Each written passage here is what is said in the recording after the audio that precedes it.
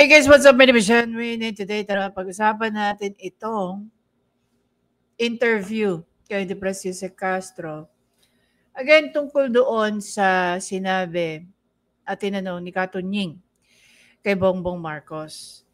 Dito mo mapapansin na napakagaling talaga magpaikot nito ni Jose Castro. Walang kasing galing.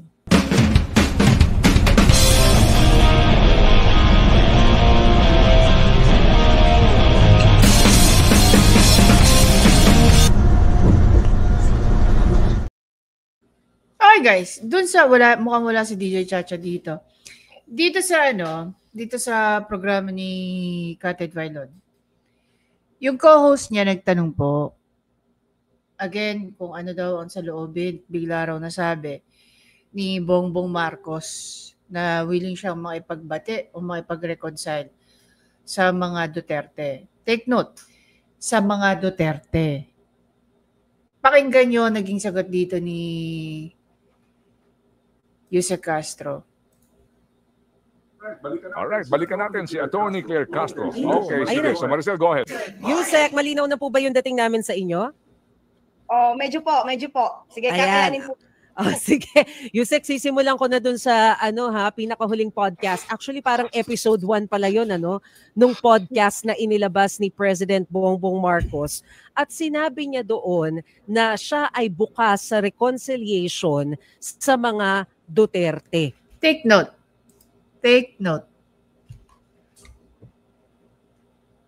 Duterte yung tanong. Okay?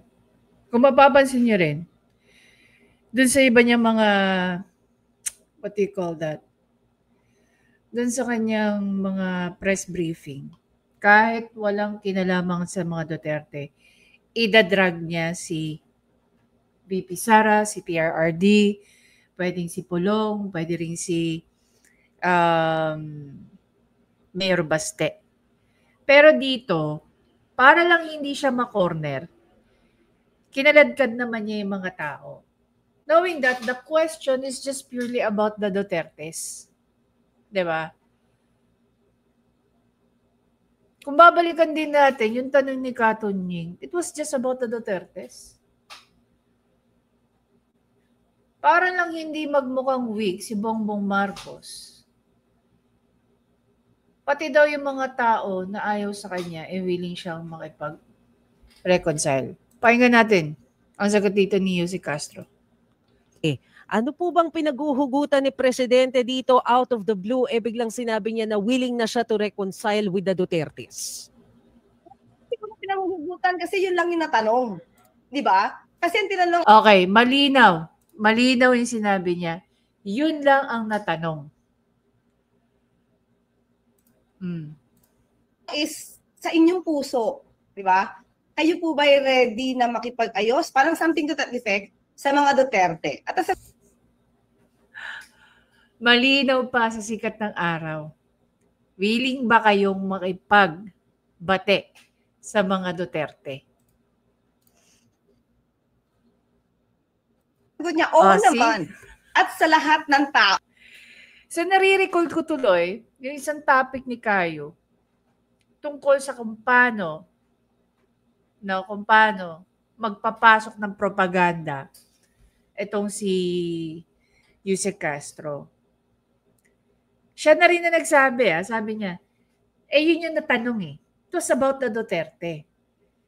Para lang hindi maging weak si Bongbong Marcos that he is willing, that he knows that he's already defeated by the Dutertes.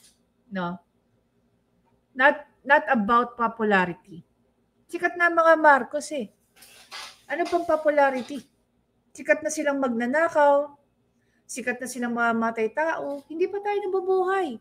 Yun ang tingin sa kanila ng mga tao. I'm not saying this based on experience. I'm saying this based on the story of the people, especially if you talk about the martial law victims. Diba? So why do we need to compete with the Marcoses when they're already known for something else? Diba? Balik tayo. Hindi naman particular lang sa mga Duterte. Hindi daw particular sa mga Duterte. Malinaw naman na tinanong ni Katunying, about sa mga Duterte. It has nothing about the people. It is about the Dutertes. Kaya tuloy yung sinasabi ng sinasabi again ng Manila Times, tinalo pa ni Castro, siniyo ng Matrix pagdating sa pag-ilag. Inilagan niya na, gumawa pa siya ng sarili niyang konteksto. Kumbaga na iba na ang pinag-uusapan.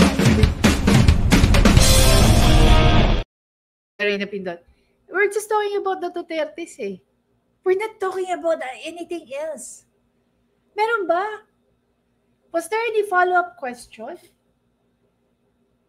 You can go back and check. May napansin ba kayong follow-up question? Napakasimple lang ng tanong. Ang dami niya nang sinabi. Which is already out of topic na. Diba? Balik tayo. Kung nadidinig yung sinabi ng Pangulo, sa lahat ng tao, ipipilit niya talaga yun sa lahat ng tao. No? Sila man ay may kontra or hindi pagkakasunod. Una-una sa lahat, if you're going to inject, no? If you're going to insert, or if we're going to talk about the people, ano ba ginawa ng administrasyon ni Bongbong Marcos? Under the leadership of under the leadership of Romualdez, Itambaluslos. 'Di ba pinatawag niya ang mga content creator aligned sa mga Duterte, and we were being accused of pogo and narco-funded content creators. Ganito ka naive. I wanna think na it's naive, being naive. Pero, sa taong gaya ko, who had trainings about content creation, we are not called vloggers. Vloggers are those people who talk about their personal life. Pinag-uusapan ba namin buhay namin? We are commentaries. We create commentators. We create, not only me, but those people who actually put their comments on the comment section. All of us are commentators. All of us are observers. All of us are reactors. Hindi po tayo content creators. Hindi po tayo vloggers. Diba? During the TRICOM hearing, were they able to prove that we are funded, that we are organized by one person or whoever? Diba? Hanggang humantong na nga sa nagsampa na ng kaso yung ibang kasama ko laban kay Ace Barbers. Anong komento ni Ace Barbers? Harassment daw yun. Pero hindi nakita ni Ace Barbers kung ano naging epekto sa mga personal naming buhay. Yung pagpapatawag sa amin at pinalalabas indirectly na kami ay funded. Hanggang sa umabot na yung mga pangalan namin pinaiimbestigahan ng Congress, no, ng House of Representatives dyan sa NBI. Diba?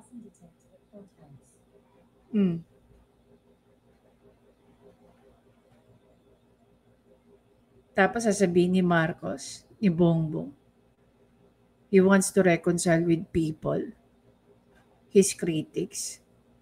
Kung wala kaming pagmamahal sa bansa, hindi natin pinag-uusapan yung mga kapalpakan niya. Kung ayaw natin siya maging successful, hindi natin pinag-uusapan ang mga maling nangyayari. Yung success ng administrasyon niya is success din natin kasi tayo ang directly affected by it. Diba? Tapos mag-hire siya ng gaya ni Claire Castro. Na every time that we hear her talk, the only thing that we can understand, ginagago niya tayo. Tinatanga niya tayo. Diba? Oh. Kailan ba siya may sinabi na mas malinaw pa sa sikat ng araw na lahat ng tao naiintindihan yung message ng Malacanang? Kailan? Tuloy tayo. Sa mga polisiya or sa paniniwala, handa siyang makipag-reconcile, maayos lang para magkaroon ng stability, para magkaroon na ng magandang trabaho at serbisyo sa publiko. Imagine mo after 3 years, no? Doon lang nila na-realize na napaka-unstable ng Pilipinas under the leadership of Bongbong Marcos. Diba? Oh. Asan nga naman yung 3 million na pabahay na sinasabi ni Bongbong Marcos? Kami ba nakakagulo sa'yo? Nagtanggal ka na nga ng mga cabinet secretary mo at sinasabi, again, hindi ni Bongbong Marcos, we cannot quote Bongbong Marcos here because he's not the one who's talking. It is Claire Castro's giving all the bullshits. Sa isang publication material, ano sinabi ni True Claire Castro? Kaya raw siya magtatanggal para daw mas gumanda ang performance ni Bongbong Marcos. So, isisisi ni Bongbong Marcos sa mga cabinet secretary niya. Yan ba yung tinatawag niyang best of the best? Tapos yung iba i-retain niya, yung iba i-reshuffle niya. For people who work sa human resources, this for us only translate anong klaseng management skills meron si Bongbong Marcos, diba? Hindi na yung politika-politika. So, not in particular, nabanggit hindi na politika-politika. Bakit sino ba nag-umpisa niyan? Sino ba ang dyan? Si mga Duterte ba? Duterte ba ang namulitika? Taong bayan ba ang namulitika? Hindi naman Oh. lang siguro ni Katunying ang mga Duterte, pero in general, sinabi naman ng Bakit kaya hindi Claire Castro ikaw nag-podcast para bigyan mo ng kakaibang interpretation itong si Katunying? 'Di ba? Plain and simple yung kanyang tanong. Hindi mo kailangan ng dictionary. Hindi mo nga kailangan ng mataas sa pinag-aralan to understand what he asked. Pangulo na sa lahat ng taong maaaring hindi... So, pag hindi maganda para kay Bongbong Marcos, hindi niya i-focus sa mga Duterte. 'Di ba? Para bumango si Bongbong Marcos, babanatan niya ang mga Duterte kahit out of topic, kahit hindi naman kasama dun sa tanong.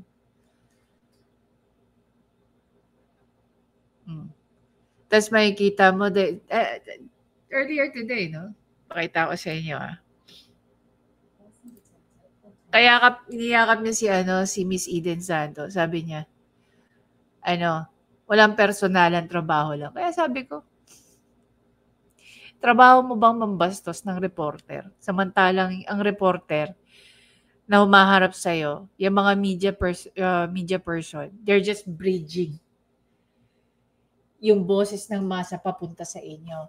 And sino nakakatanggap ng pambabastos? Si Miss Eden. Kala mo makakalimutan namin yung sinabi mo paulit-ulit. Sino nagsabi? Sino? Napaka-arrogante mong tao. Diba? Tuloy tayo.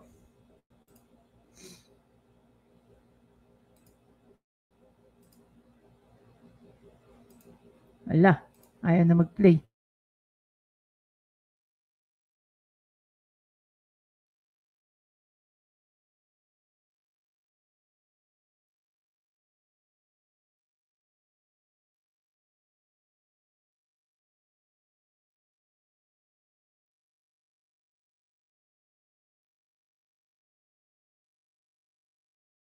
magkapareho ng kanyang pananaw at paniniwala at mga polisiya,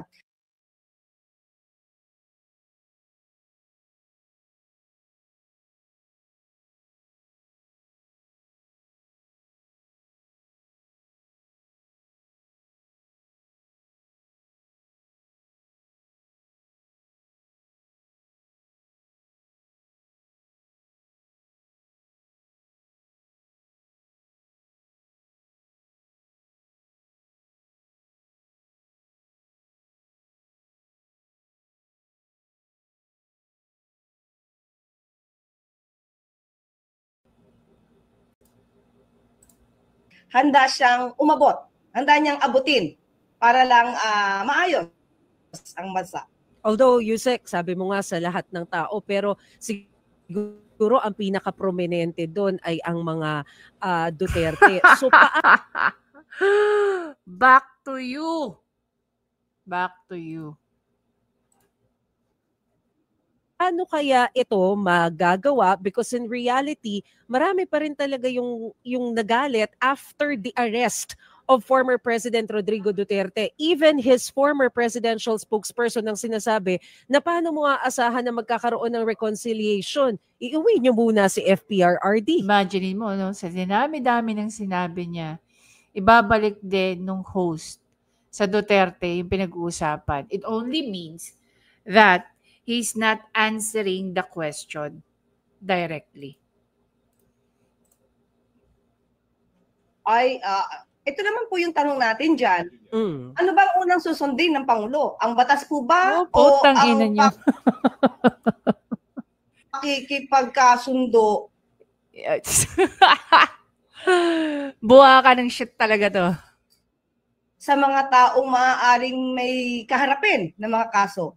So dapat tunahin pa rin. Unang-una sa lahat, wala nga kaso si PRRD dito. Parang tanga naman to si Atty. Claire Castro. Abogada ka.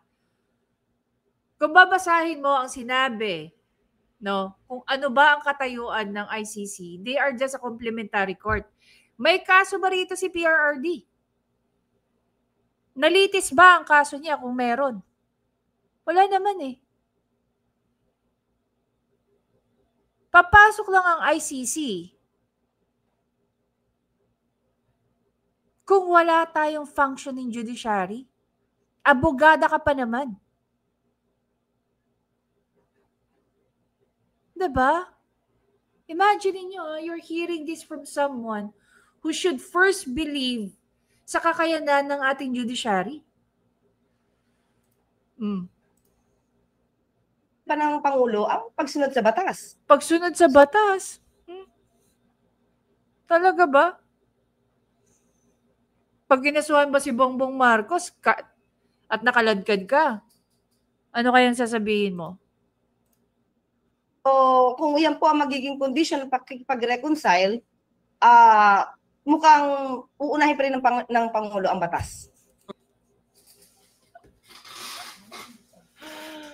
I don't know how true, no? VP Sara. VP Sara received about 85% sa bar exam niya. Now, one take. Hindi ko alam dito kay Yusek Castro. Dito makikita, no? VP Sara is a lawyer. PRRD is a lawyer. Imagine niyo kung babalikan natin yung mga nilagay ni PRRD sa mga posisyon, cabinet secretary man yan, o kung saan-saan man. Dalawa lang pinili niya eh. Number one,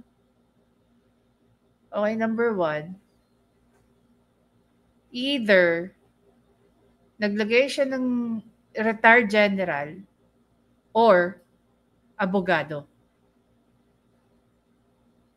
Because under his administration, under his governance, ang gusto ni PRRD, gumugulong ang rule of law. Kung meron man sumunod sa batas between Bongbong Marcos and PRRD, si PRRD. Kasi nung pinalibing niya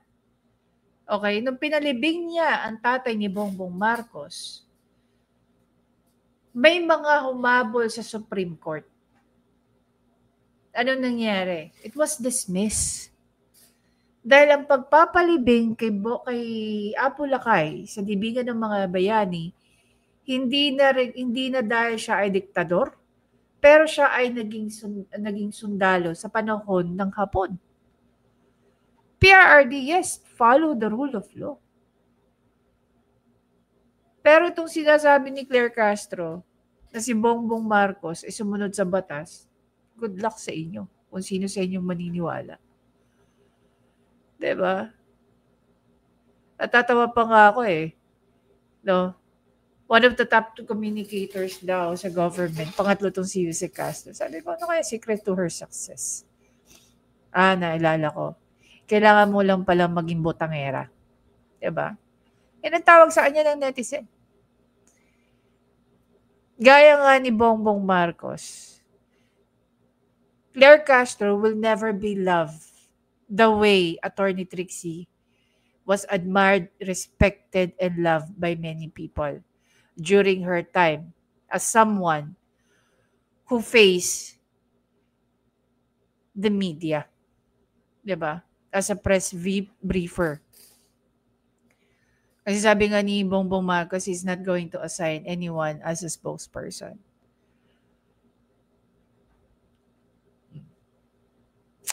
Anyway guys, again, maraming salamat sa panonood. Please don't forget to subscribe, like, at i-comment nyo. And I apologize po doon sa ilang videos ko na naririnig nyo yung electrified kaya pinatay ko na siya and it sounds awful talaga. I'm very, very sorry for that. I'll make sure I'll do better next time. I'll see you in the next video, guys. Bye!